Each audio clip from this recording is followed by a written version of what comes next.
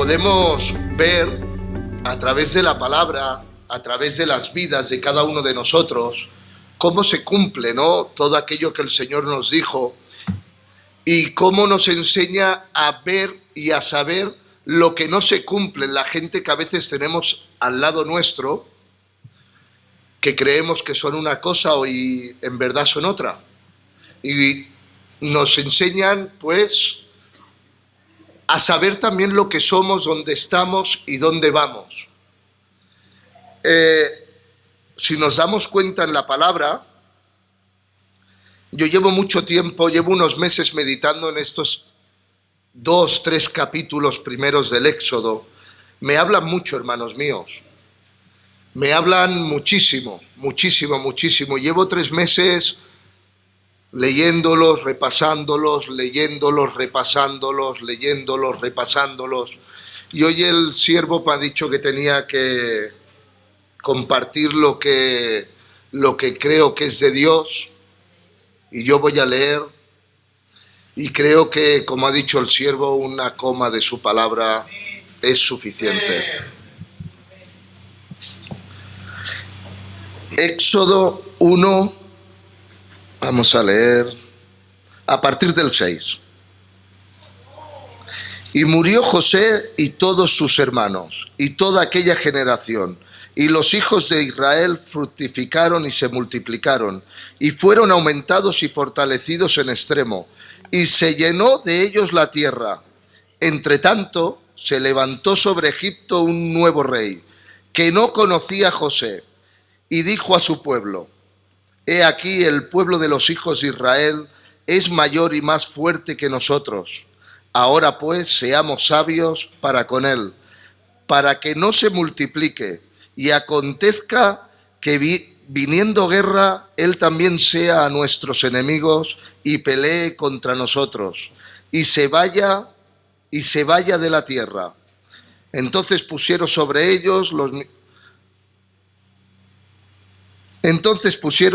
ellos comisarios de tributos que les molestasen con sus cargas, y edificaron para Faraón las ciudades de almacenaje, Pitón y Ramsés. Amén.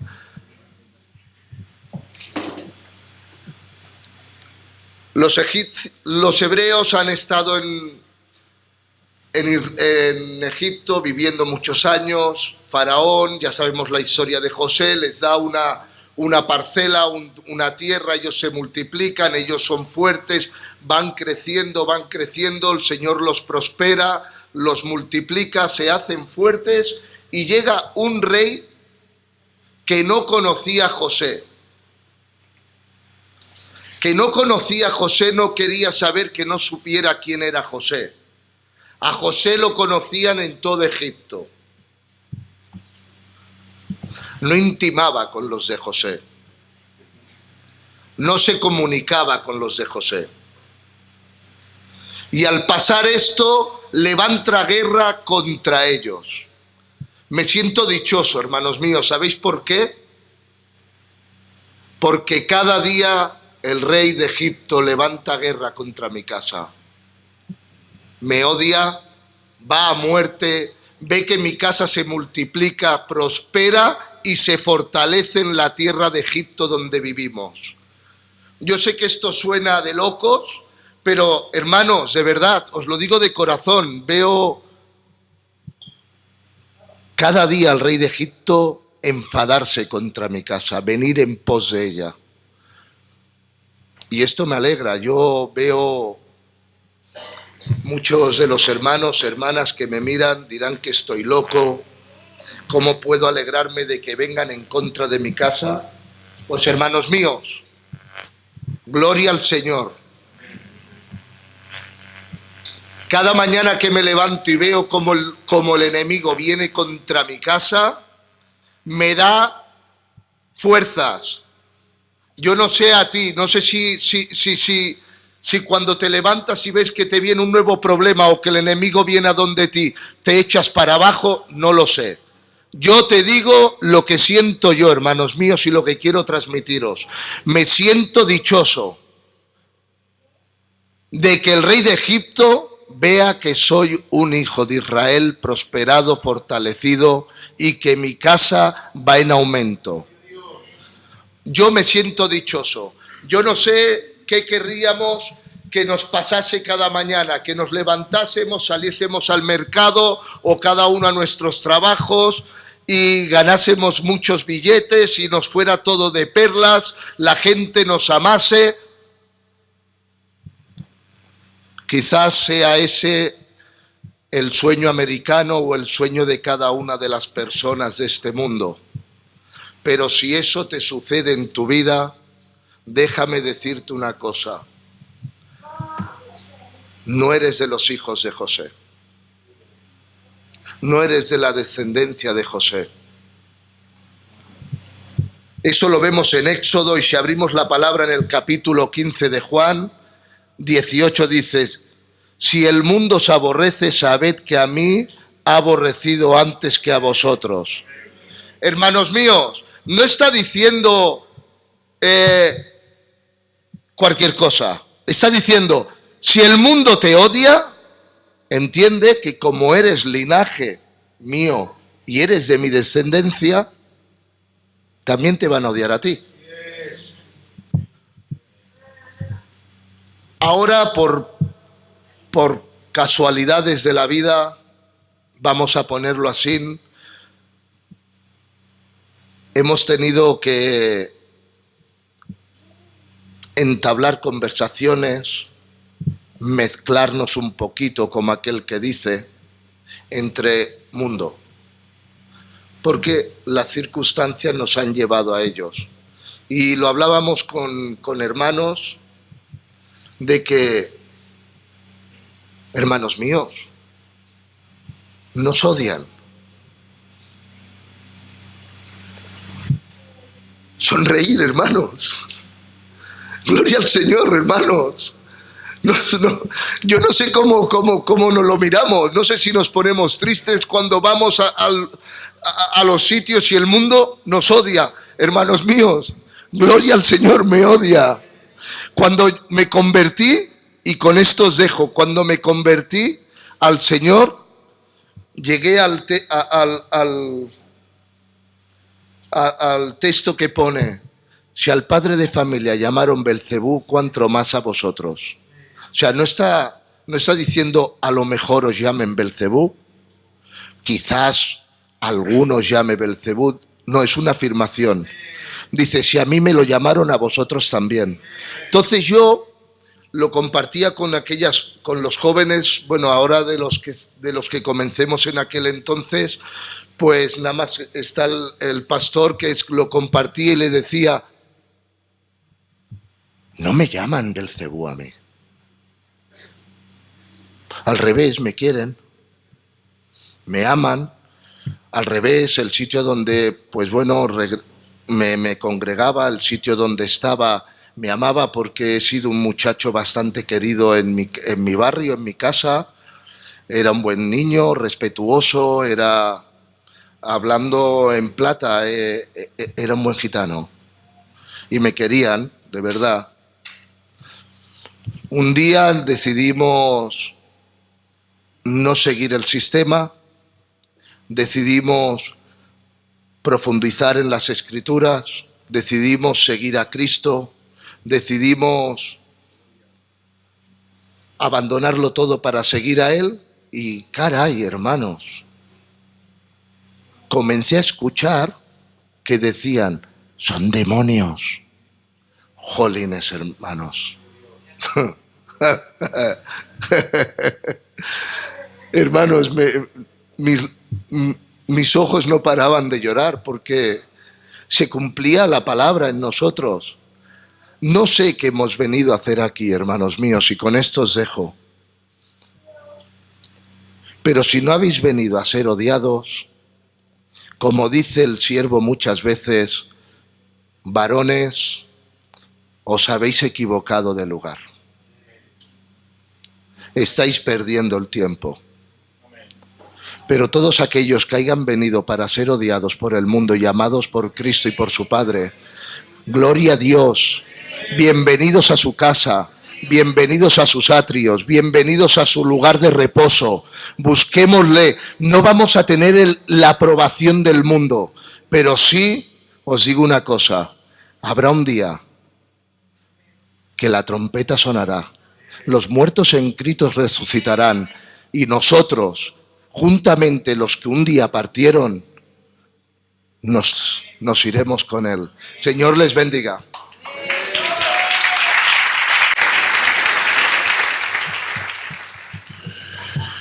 Primera de Reyes, capítulo 22, verso 41. Dice así la palabra del Señor. Josafat, hijo de Asa, comenzó a reinar sobre Judá en el 4.º año de Acab, rey de Israel.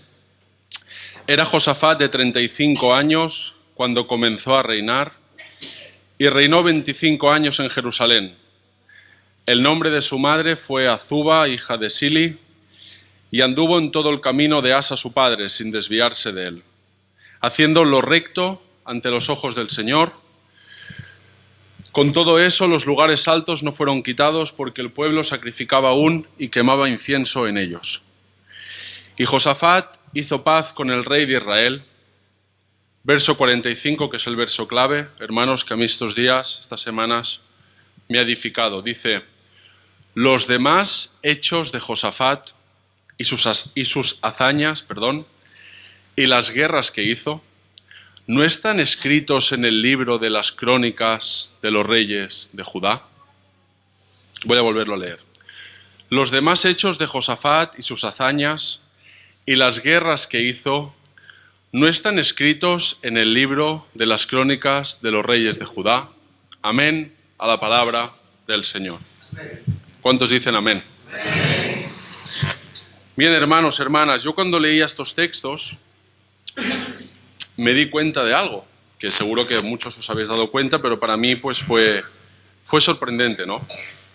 Y es que la Biblia nos explica el reinado de Josafat, nos explica que nació, a qué edad fue rey, cuántos años estuvo reinando, lo que pudo hacer, lo que no pudo hacer, pero llega un punto que la misma palabra de Dios te invita a leer la palabra de Dios.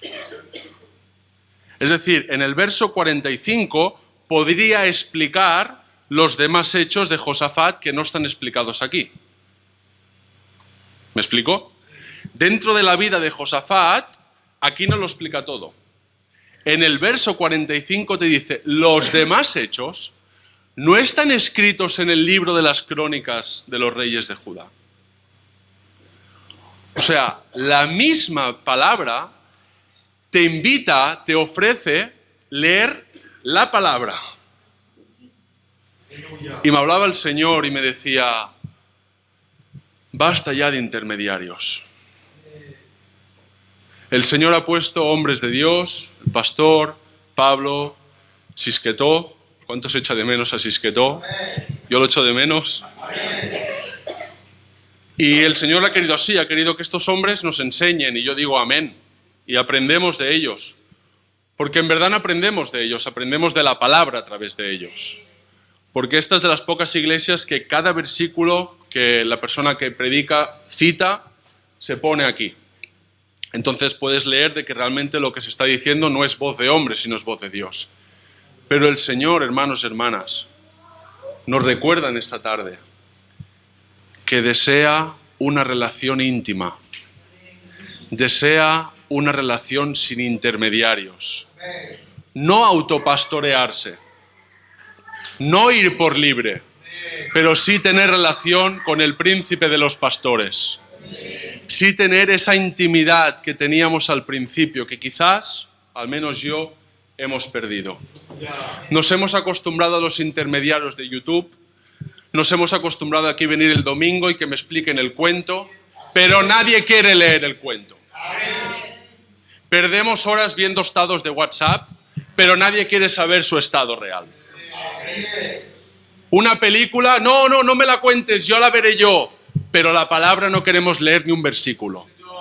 Que el Señor me perdone, mis hermanos, que el Señor me perdone. Josafat. La misma Biblia te dice que leas Biblia, es impresionante. Salomón, un hombre sabio, no como yo, un hombre realmente sabio, de los más sabios, por no decir el que más de la palabra, dijo, Eclesiastés 1:8, todas las cosas son fatigosas, más de lo que el hombre puede expresar. Y ahora dice una verdad, hermanos, que es impresionante y yo la estoy experimentando. Nunca se sacia el ojo de ver ni el oído de oír. Nuestros ojos y nuestros oídos son como bocas que nunca se sacian. Y podemos pasar horas y horas y horas en cosas que no son de Dios. Pero cuánto nos cansamos leer 2 palabras de este libro. ¿No os pasa, hermanos, hermanas, que leéis y os cansa? ¿Que escuchamos y nos cansa? Que el Señor nos ayude, mis hermanos, mis hermanas. Que el Señor nos ayude. Nos hemos vuelto un poco, nos criticamos mucho a la Iglesia Católica, pero nos hemos vuelto un poco como la Iglesia Católica. Mirad, hay una hermana de aquí, que no voy a decir el nombre, para que no, quizás no quiere que cuente esto y así queda en el anonimato, en la confidencialidad, pero me dijo, mira Richard, hermano, hay un problema con mis padres.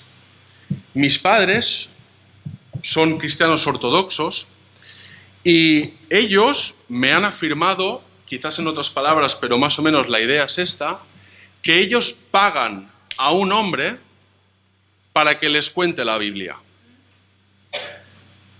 Ellos ofrendan en esa congregación creyendo que están pagando un servicio que les explique la Biblia. Y hermanos, hermanas, si examinamos nuestros corazones, quizás en alguno de nosotros y quizás soy yo, venimos aquí creyendo que pagamos un servicio, que pagamos que el Señor nos bendiga, que pagamos sentir a Dios, que pagamos que nos hagan más fácil leer este libro. Y quizás nos hemos vuelto cristianos católicos ortodoxos.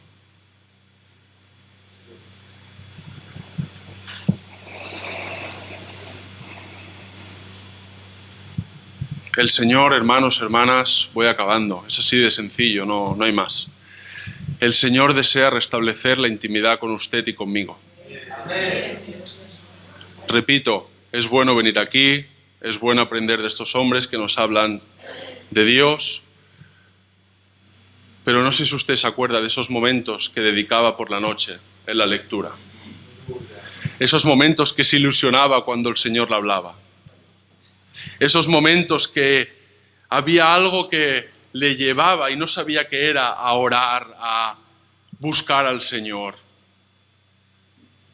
Porque muchas preguntas que se le hacen al pastor no son por leer, son por no leer. Voy a volverlo a repetir. Hay gente que hace preguntas porque lee. Hay gente que hace preguntas porque no lee. Una cosa es preguntar porque leo y no entiendo, y otra cosa es preguntar porque no leo. Y hay gente que, pastor, y yo lo hago, pastor, explícame esto. Lee. Tenemos acceso a la carta de amor. Como dice el hermano Samuel, tenemos acceso a la fuente. Gloria a Dios por el río que pasa, pero podemos ir a la fuente, hermanos. ¿Cuántos desean ir a la fuente? Yo deseo y lo necesito. Acabo con esto, hermanos.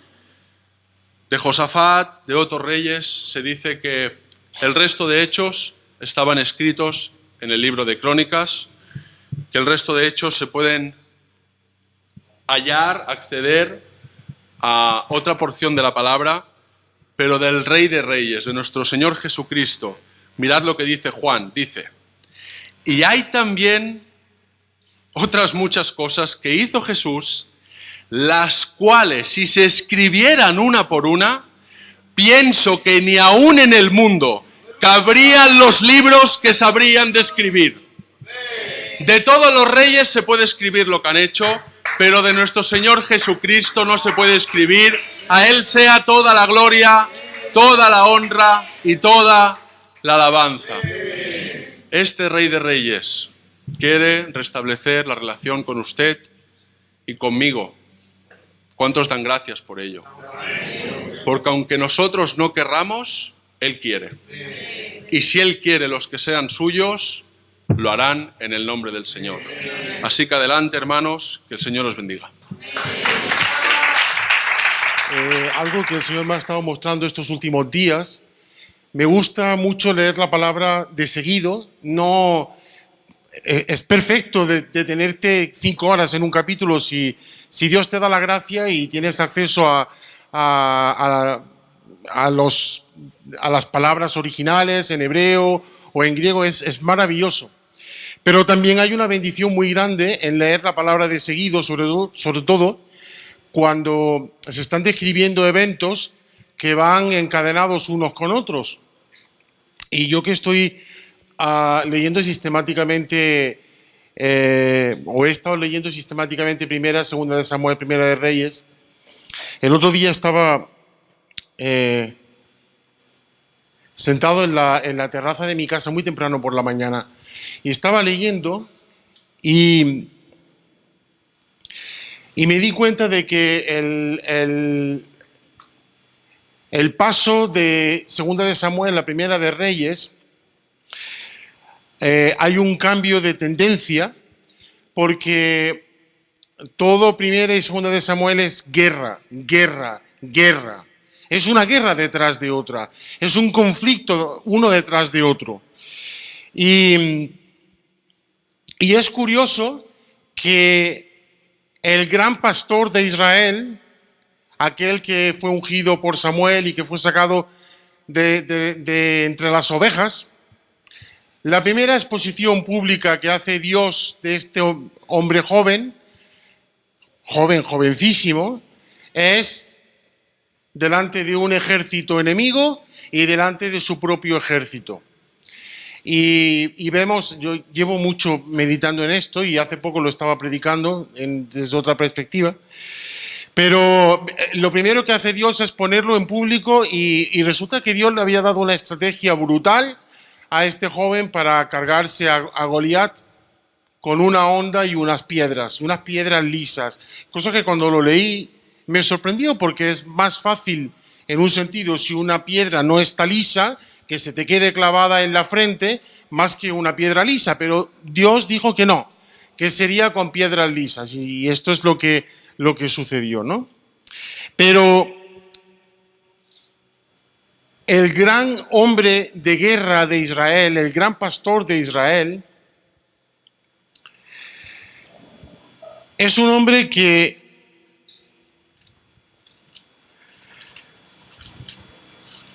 ha escrito muchos salmos,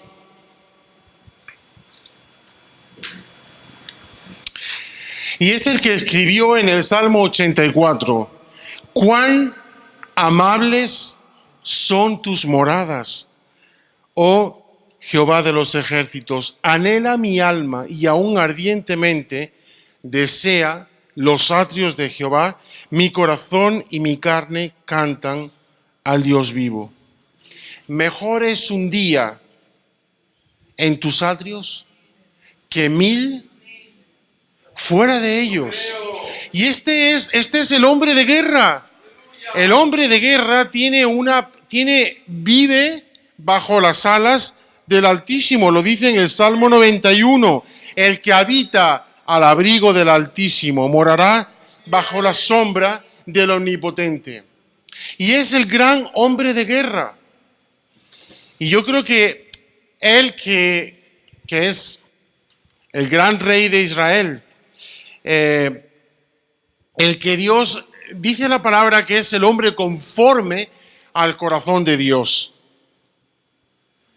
Y Dios no le deja construir casa a pesar de que él hubiera querido construir casa para su Dios, precisamente porque había derramado mucha sangre y había sido un hombre de guerra.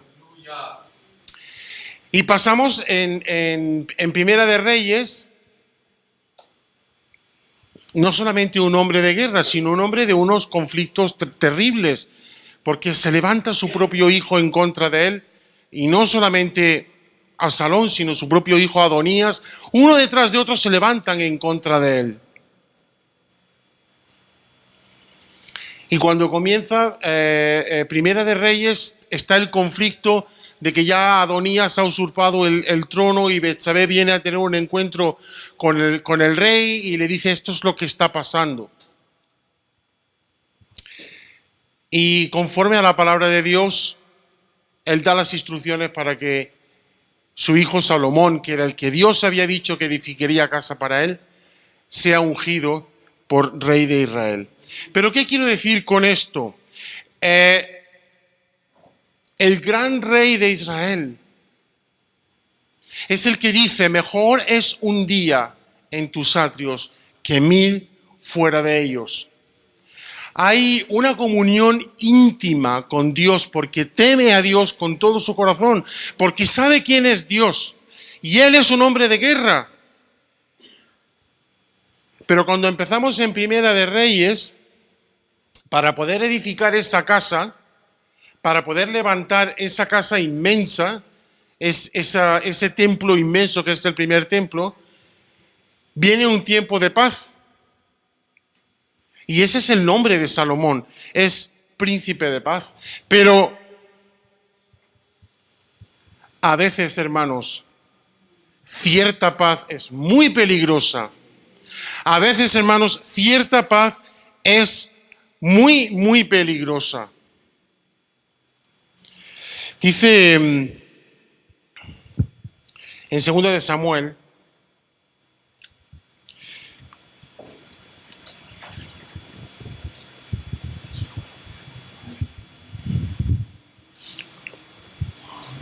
en el capítulo 11, que es el capítulo terrible de la caída de David, dice que aconteció al año siguiente, en el tiempo que salen los reyes a la guerra,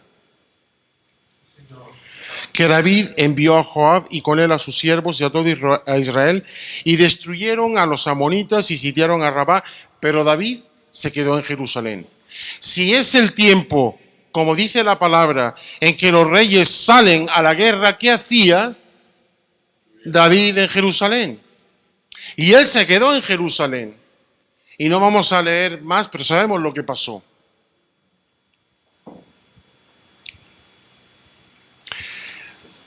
Me refiero al pecado de Betsabé. Pero en Primera de Reyes, vamos a ir ahí. Después de que hay los primeros capítulos una revelación de la gloria que Dios derrama sobre su pueblo Israel, las grandezas, como la reina de Sabá viene a Jerusalén, cómo trae presentes a Salomón y luego Salomón le da todos los presentes que ella pidió, cómo ella le hizo unas preguntas complicadísimas y él supo responderlas todas, cómo se va diciendo que lo que se hablaba del rey Salomón es muy inferior a la realidad de lo que ella había podido conocer cuando lo había conocido en persona. Pero sin embargo, y hay un pasaje glorioso que es cuando Salomón ora por la dedicación del templo y la gloria de Dios llena el templo de Salomón. Y yo escuché una vez de un pastor que respeto mucho, que ya está con el Señor, que él decía todo el tiempo, es que no importa cómo empiezas, sino cómo acabas.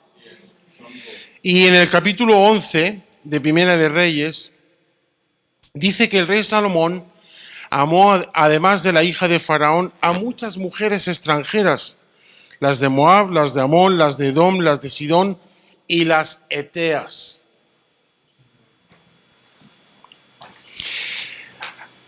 Gentes de las cuales, cuando dice gentes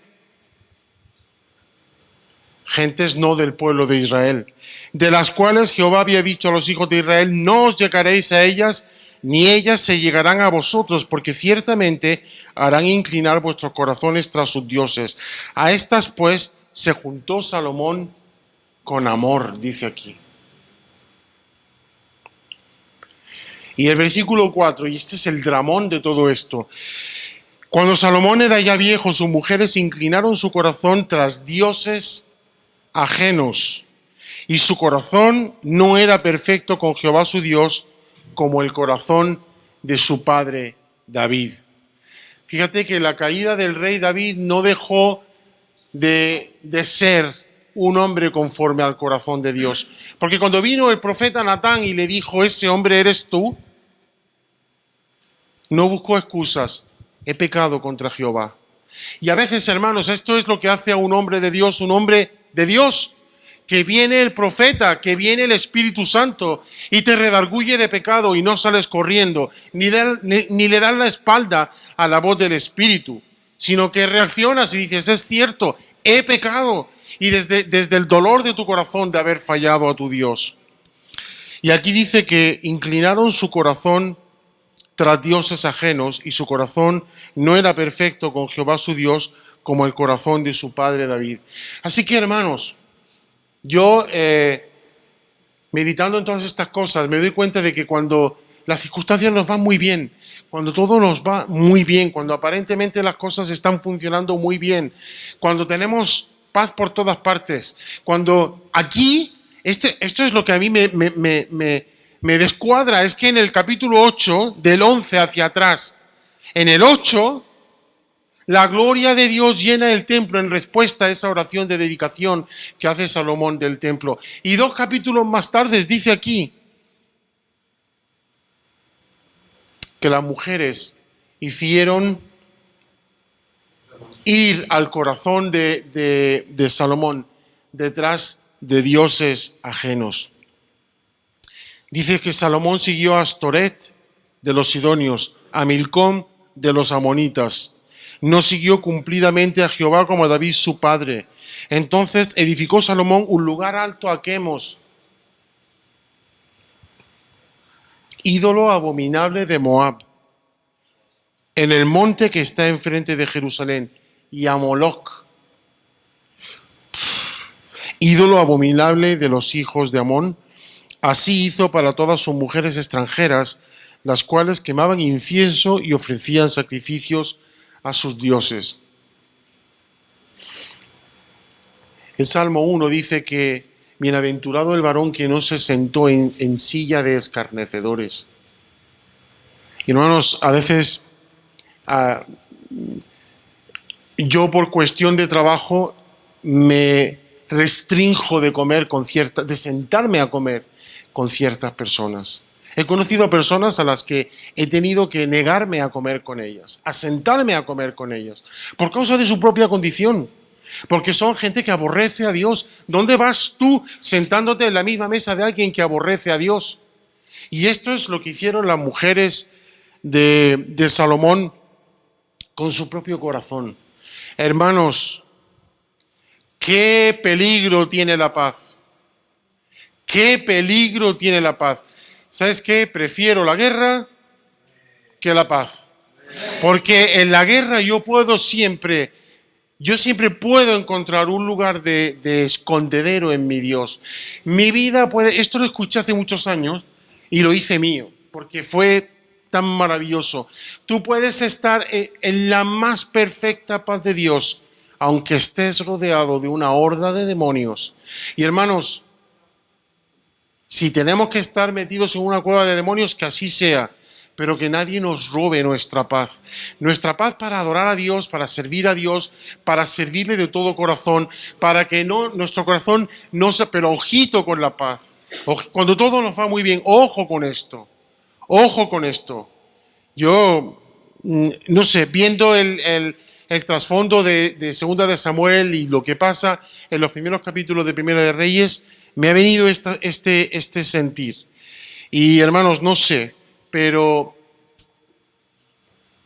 David no es quien escribió el Salmo 71, pero hay un versículo, en el versículo 20 del Salmo 71, que es la oración de un anciano, que a mí esto hace muchos años que el Señor lo hizo también mío.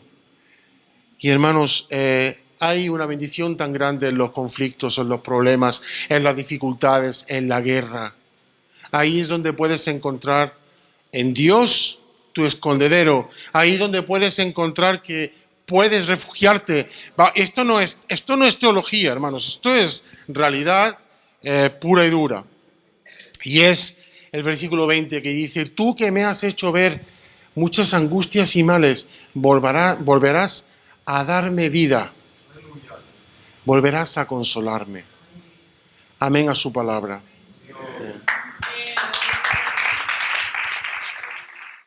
Quisiera compartir el segundo libro de los Reyes, capítulo 6, verso 13, dice así la palabra del Señor. Y él dijo, id y mirad dónde está para que yo envíe a prenderlo. Y le fue dicho, he aquí que él está en Dotán. Entonces envió el rey allá gente de a caballo y carros y un gran ejército, los cuales vinieron de noche y sitiaron la ciudad. Y se levantó de mañana y salió el que servía al varón de Dios, he aquí el ejército que tenía sitiada la ciudad, con gente de a caballo y carros. Entonces su criado le dijo, señor mío, ¿qué haremos? Él le dijo, no tengas miedo, porque más son los que están con nosotros que los que están con ellos. Y oró Eliseo y dijo, te ruego, oh Jehová, que abra sus ojos para que vea.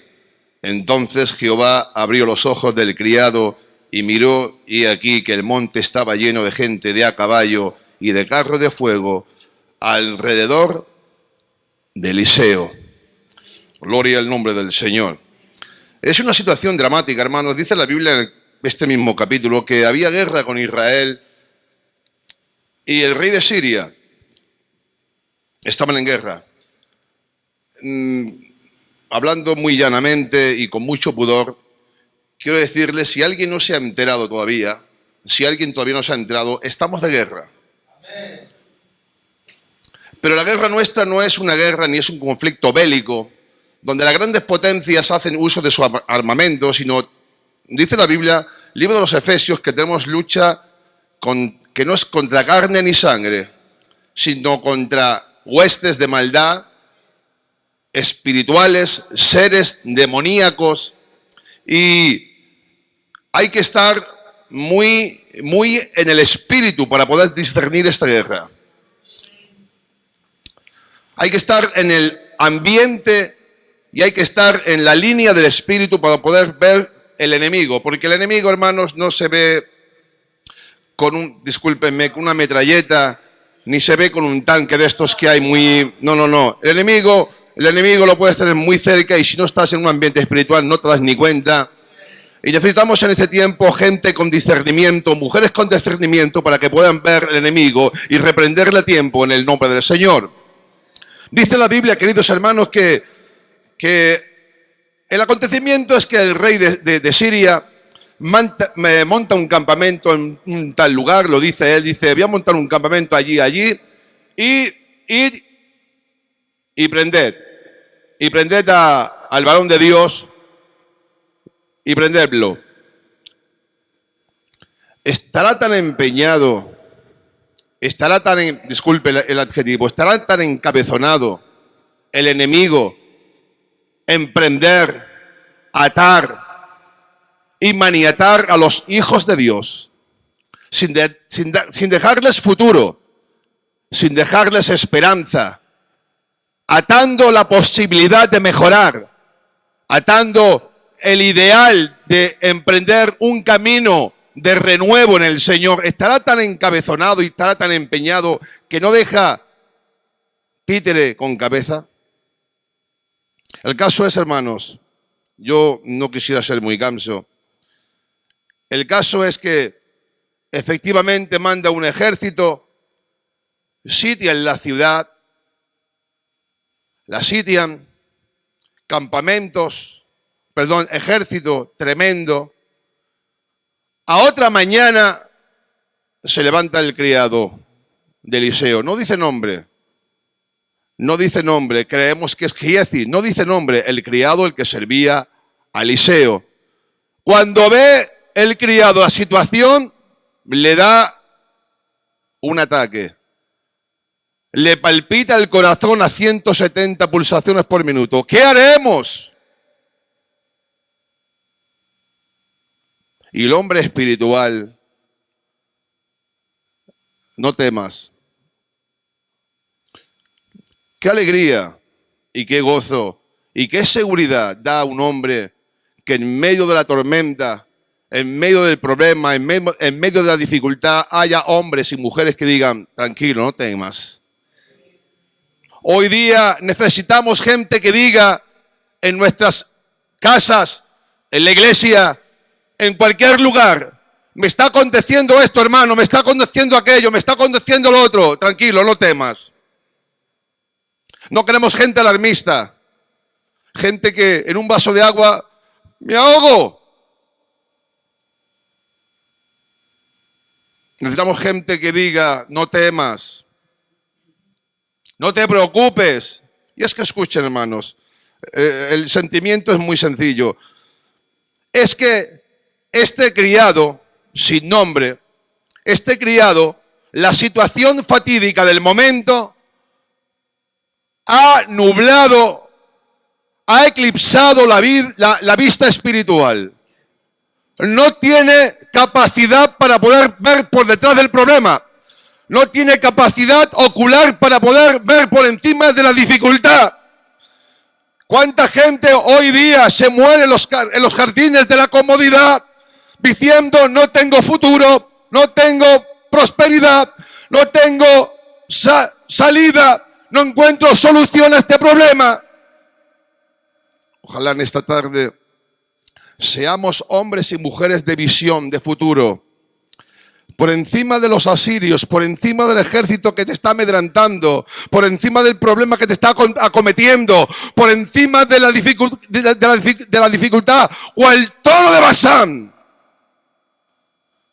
Estos miuras, ¿han visto los miuras que pesan 600, 700 kilos? Que son tremendos, que dan miedo, que dan pavor. Pues hay una visión de un hombre de Dios, un hombre que es espiritual. Voy a decir una frase y nadie se ofenda. Miren, qué misterio, andando, vamos a suponer, y me atrevo y perdonar, si no es así, luego si lo buscamos en la Biblia, diré, me arrepiento, si no es él. Pero vamos a suponer que es Giezi. Ha estado andando con un hombre espiritual, un hombre de Dios, un hombre cabal, un hombre justo, un hombre verdadero, un profeta de Dios. Y que poco se le apega la espiritualidad a Giezi. Digo que no es Giezi, que es el que vamos a dar por hecho, pero no es Giezi. Porque dice el criado, no da el nombre en este momento, que poco se le ha pegado la espiritualidad.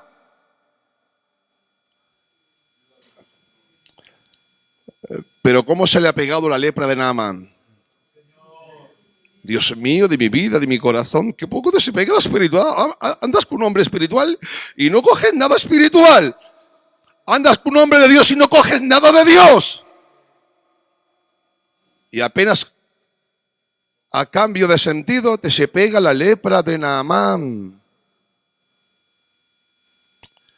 Y es que, hermanos, necesitamos en este tiempo, más que nunca, estamos viviendo tiempos, no se puede ver la televisión, Marc. No se puede ver la televisión. Problemas que acometen, dificultades que se levantan, roturas en las casas, matrimonios que se parten por una jaimitada, tonterías que suceden, que acometen, que no somos capaces de ver el problema que viene. No somos gente que elevamos la mirada por encima de la dificultad. La Biblia dice de un hombre de Dios tremendo, hablando de Abraham. ¿Cómo puede ver? Abraham, dice la Biblia que Abraham, dice, vuestro padre se gozó de lo que tuvo que ver y lo vio. Vio el día de Cristo y se gozó. Ay, Dios mío, de mi vida. Pero ¿cómo puede ver Abraham el día de Cristo? ¿Qué visión? Está sacrificando, quiere matar al hijo, lo quiere sacrificar. ¿Qué problema? ¿Qué dificultad? ¿Qué dificultad, eh? Esto es una dificultad, esto es para mayores de 24 años, no de 18, de 24. En medio de ese problema, en medio de esa dificultad, que tengas la capacidad y tengas la visión para poder ver a Dios. ¿Cuánta gente se está lamentando? No llego a final de mes. Que no me compro el último modelo del vestido que sacó el otro día aquel diseñador. Que no me compro unas zapatillas de estas marcas que están ahora que andan solas. Nos arrugamos, nos achicamos, casi como que tiramos la toalla, como que abandonamos el barco, como que ya no soy cristiano, como que este problema es muy grande, que ya no puedo. Los que trabajan, los que hacemos mercadillo, que queremos ir al mercadillo, si no vendemos lo que queremos, ya nos arrugamos, venimos a la casa y no hay quien hable con nosotros. Tengo mal día, no háblame nadie que tengo mal día. No eres capaz de elevarte por encima de esa circunstancia. No tienes una visión clara para poder remontarte. ¿Qué nos está aconteciendo? ¿Qué nos pasa, hermanos? ¿Qué nos pasa? Que los problemas, las dificultades, las situaciones son capaces de eclipsar nuestra vida, o en este caso nuestra vista. Hay un colirio. Lo dice la Biblia, el libro de Apocalipsis, lávate los ojos con colirio para que veas. Nos hemos vuelto especialistas en ver problemas, válgame Dios, y problemas y dificultades, y problemas y dificultades, y problemas y dificultades, y no llego, y no tengo, y no valgo, y no puedo, y no soy, y no tengo. No. Siempre no. Cambia el chi. No digas no, di sí. Di sí puedo, sí tengo, sí voy, sí llego, porque Cristo está conmigo. ¿Cuántos lo creen? Dicen amén. Dice la Biblia, hermanos, dice la Biblia. Dice, bendito sea el Dios y Padre de nuestro Señor Jesucristo, que nos hizo sobreabundar. Somos ricos en el Señor, hermanos. Dice la Biblia que estamos sentados en los lugares celestiales con Cristo. ¿Ya estás sentado? Sí. La Biblia dice que estoy sentado en Cristo, en lugares celestiales. Yo. Y usted también. Que es que tenemos una condición a veces muy, y vemos muy para abajo. Disculpadme. Muy para abajo. Siempre mirando el suelo, siempre mirando el suelo, y siempre mirando el suelo, y siempre mirando el suelo. Nos parecemos un poquito, tenemos el síndrome de aquella mujer encorvada. Siempre mirando el suelo. Por eso yo digo en esta tarde, y te animo, eleva tu mirada, contémplale a Él. Hay futuro. Hay prosperidad. No creo en la doctrina de la prosperidad. No, yo no creo en la doctrina de la prosperidad. No lo voy a decir lo que es, pero bueno. Creemos que en Dios hay solución. Creemos que si somos capaces de poder vislumbrar la dificultad y somos capaces de atravesar y remontarnos por encima de la dificultad, seremos capaces de ver a Dios. ¿Sí o no? Pues hasta aquí, que Dios les bendiga. En el nombre de Jesús.